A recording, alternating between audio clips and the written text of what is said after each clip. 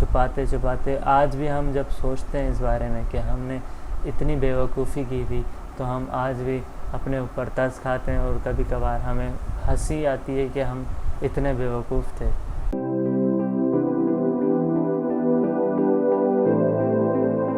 ये उस दिन की बात है जिस दिन हम हुआ करते थे मैट्रिक क्लास में। तो मैट्रिक क्लास में हुआ करते थे तो हमारे पास मोबाइल तो कोई अच्छे खासे थे नहीं। तो उन दिनों में ईद आई, ईद में हमें अच्छे खासे पैसे मिले, यानी 4 से 5 हज़ार रुपये।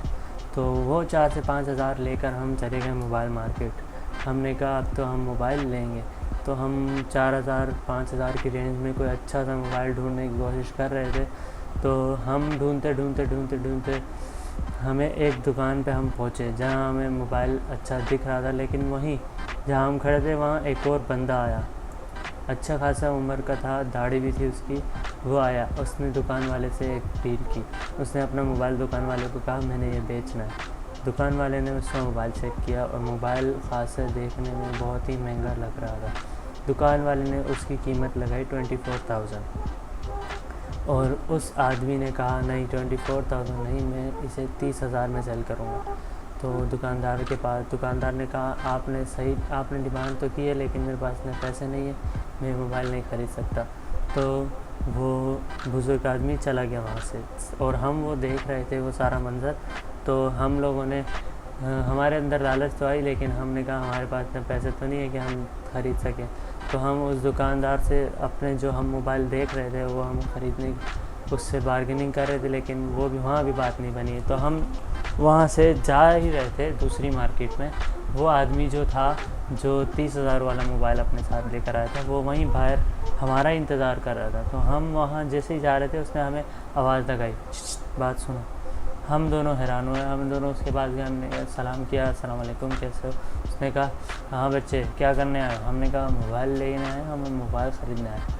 तो उसने कहा कि ना ये मोबाइल देखो, ये कैसा है, ये लेना है तुम लोग को। हमने कहा हमने तो वहाँ दुकान पर देख लिया था कि ये 30,000 से कम देगा नहीं। हमने कहा भाई हमारे पास इतने पैसे नहीं है कि हम ये मोबाइल आपसे ख़रीद सकें। उसने कहा नहीं मसला नहीं है। उसने कहा तुम लोग के पास कितने पैसे हैं। हमने कहा यार यही कोई 4,000 रुपये। उसने कहा 4,000 में तो नहीं दूंगा। उसने कहा अच्छा और कितने हैं। हमने कहा 4,000, 200-300 और जो एक्स्ट्रा होते हैं जेब में, हमने वो भी दे दिए उसे।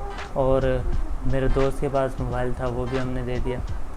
एक मोबाइल 4,000 और 200-300 ऊपर उसने वो लिए और उसने कहा ये मोबाइल चेक करो। हमने मोबाइल चेक किया, कैमरा देखा, बहुत ही आला कैमरा था उसका।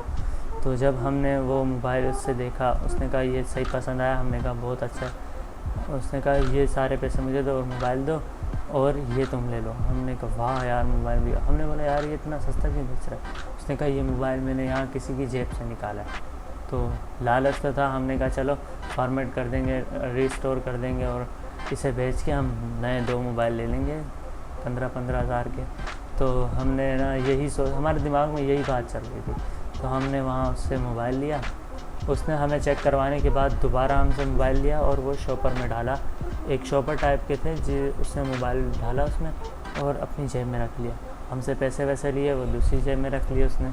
और फिर हमें उसी जेब से उसने उसी तरह थैली में मोबाइल दिया और कहा कि ये मोबाइल यहाँ नहीं खोलना, किसी ने देख लिया तो क्या पता वो आदमी यहाँ कहीं ढूंढ रहा हो, तो उसने देख लिया तो मसला हो जाएगा, तो तुम जाकर घर पे जाकर खोल लेना चाहिए। हम तो खुश थे, हम इतने लालच में आ चुके थे कि हमारी आंखों पे पर्दे आ चुके थे। तो हमने वो मोबाइल वहाँ नहीं खोला। हम जल्दी से बस में बैठे, बस से हम अपने टाउन पहुँचे। टाउन से हम घर की तरफ पहुँचने वाले थे, लेकिन हमने कहा चल यार खोल के देखते हैं, पहले फॉर्मेट करें और सिम जो इसमें है किसी की, वो सिम पहले निकाल कर फेंकते हैं।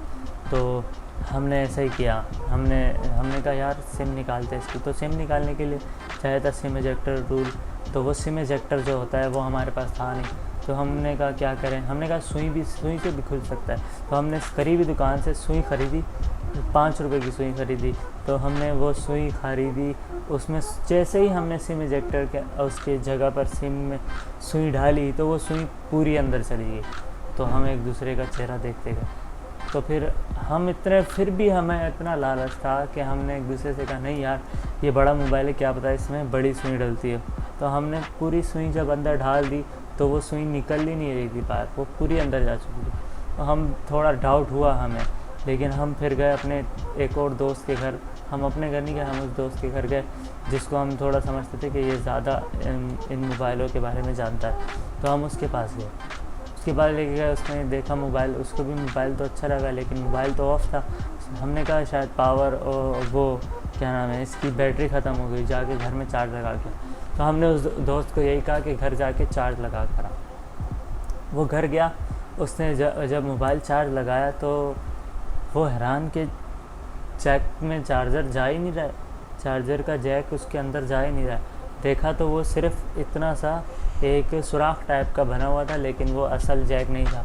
उसने जब मोबाइल को देखा गौर से, और उसने फिर गौर किया कि वो उसकी बॉडी जो थी वो नकली थी और प्लास्टिक की थी।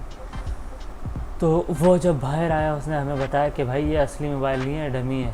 तो हम वहाँ सर पे हाथ रखे बैठ गए कि भाई ये हमने क्या कर दिया। उस वक्त हमारी पूरी ज़िंदगी तकरीबन ऐसा समझ लो कि हम बर्बाद हो चुके हैं, हमारा बिज़नेस डूब चुका है। तो हम बहुत ही सैड हो चुके थे और हमें समझ नहीं आ रहा था कि हम क्या करें। तो हम फिर भी यकीन नहीं कर रहे थे। तो हम किसी दुकान पर गए, हमने ऐसे ये शो करवाने के लिए कि हम पागल नहीं हैं, वो हमें ऐसे समझे कि पागल है, ख़राब डमी लेकर आ गए मेरे पास। हमने उससे कहा कि यार ये ऐसा मोबाइल कितने का मिलेगा।